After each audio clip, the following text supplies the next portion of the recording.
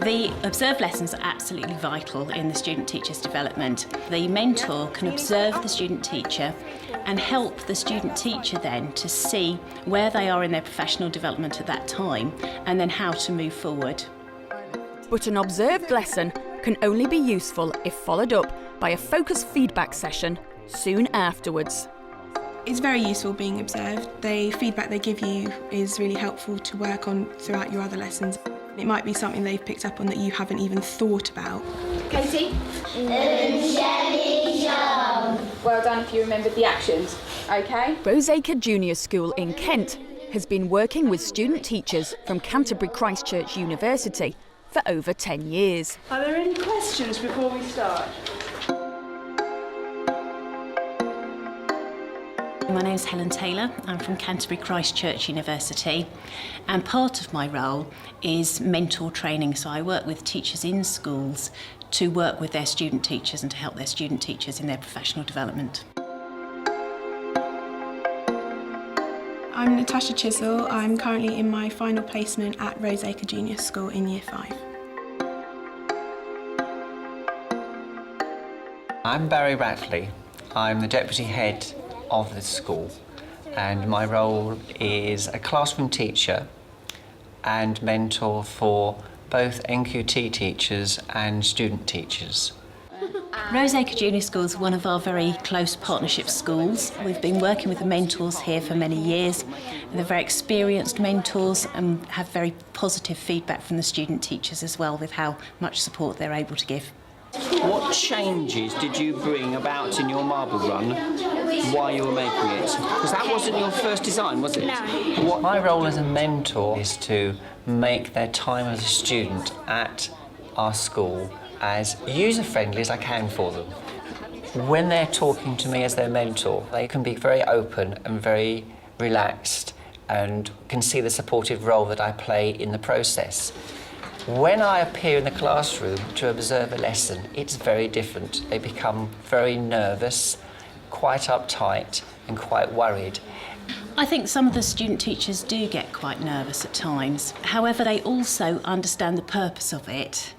And so I think that there's a bit of a balancing act to play there. But one of the vital things that mentors need to do is to actually put students at their ease as much as possible. For the first 10 minutes it's a bit scary and you're like, oh no, there's someone in the classroom, but then you sort of forget that they're there and you just get on with what you're doing, and once you've forgotten that they're sitting there, it's fine, you just carry on like a normal lesson. Natasha is about to have one of her lessons observed by Barry, with a feedback session planned for immediately afterwards. Very often when I go in to observe a student in the classroom, I will ask before I go in which aspect of their lesson they would like me to observe. If they're worried about classroom management, then I'll focus on classroom management. Hello, where would you like me to sit? Sit at the back next to Laura, that'd be fine. Lovely, thank you.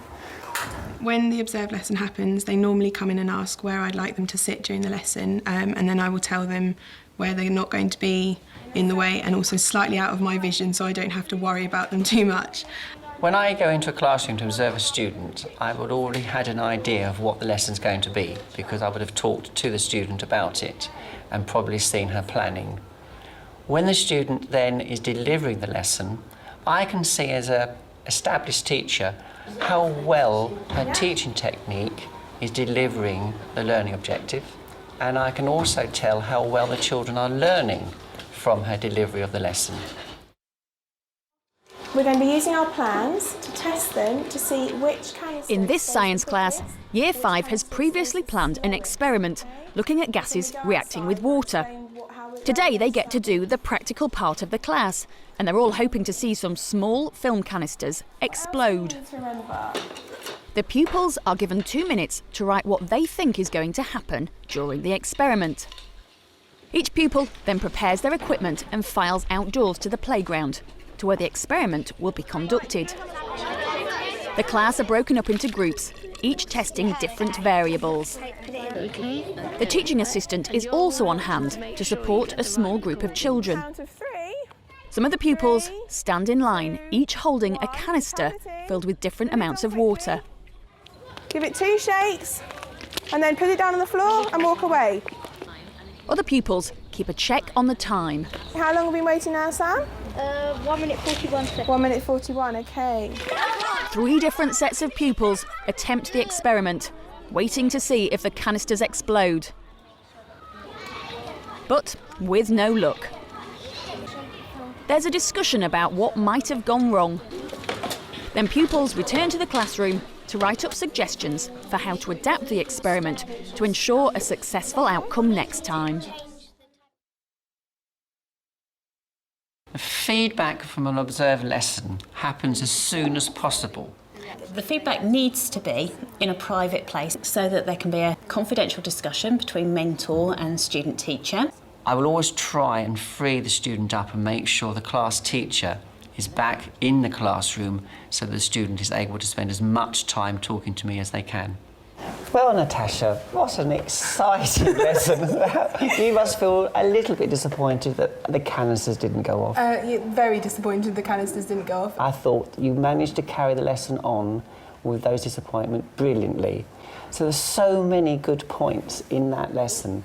I quite often kick off a feedback session with something a student doesn't like me to ask. And very often I ask the student how well they thought the lesson went. I was really pleased what I saw. How do you think the lesson went? I think the lesson went well. I think the children responded really well to what they were meant to be doing, and they worked well as in their groups. There wasn't any problems with their groups. I find it a very open question, and I get honesty back from the students. They do tend to be negative and focus on areas of the lesson that didn't go so well. So my next point would be to say, well, look at all the wonderful things that happened and really build up the confidence of the student. You had a lot of very good classroom management styles during that lesson. Clap once if you can hear me. Clap twice if you can hear me. Clap 3 times if you can hear me. Thank you. When we do the experiment, you're going to need to be all along that side, OK? Please don't walk that way. Walk to the back. Once they've all exploded, then you can join the rest of your group. You had an excellent use of voice. OK. Do you know what you did with your voice? That was... I have been told in the past I have a good way of changing the tone in my voice, and that gets their attention quite quickly. We've got some people not listening. I've got some people in green table not looking. There was one point at the beginning where you raised your voice and made a sort of singing voice, and instantly all the children stopped and looked. And stop talking, please. Stop talking, please. Right. I thought the introduction was good. You had the children recapping on the lesson last week, and the children answered quite quickly, and you confirmed all their answers. When we go outside, what do we need to remember? Jake? Safety goggles. Safety goggles. If it goes wrong, will we have another chance to do it? We'll have to see what time limit there is, but maybe, if not. I wondered whether, if you dwelt on the points a little bit more and brought out the actual inquiry element of what they were going to do today, they may have got a little more out of the lesson. For the mentors to be helpfully critical, I think that you have to be cruel to be kind in some ways. To word that positively, I think, in saying, you know, this is an area that we feel you need to work on, and this is how we're going to do it. Can you remember what task you asked the children to do on the back of their sheet before we left the classroom to go into the playground? When a student has completed a lesson that I've observed and feel they've made a really good job of it, and I feel that there's areas they haven't, I will give them an opportunity to raise it. If they don't, I will highlight it and ask them to comment on it. You asked them to predict. Did you give them enough information on what you wanted them to include in their prediction? Outside, can you all make sure you've written down what you think will happen in your prediction section of the sheet that you've got in front of you? Possibly not in this lesson, but because we already started and this topic has been introduced to the class on Thursday, I could have recapped what they should have included, but they have already done some of this information before. I just felt that a little input at that point might have focused them on the purpose of the activity out in the playground. Okay. Would you agree with that, or...? I think looking back at it, yes, that would have been a better way of getting them to do their prediction.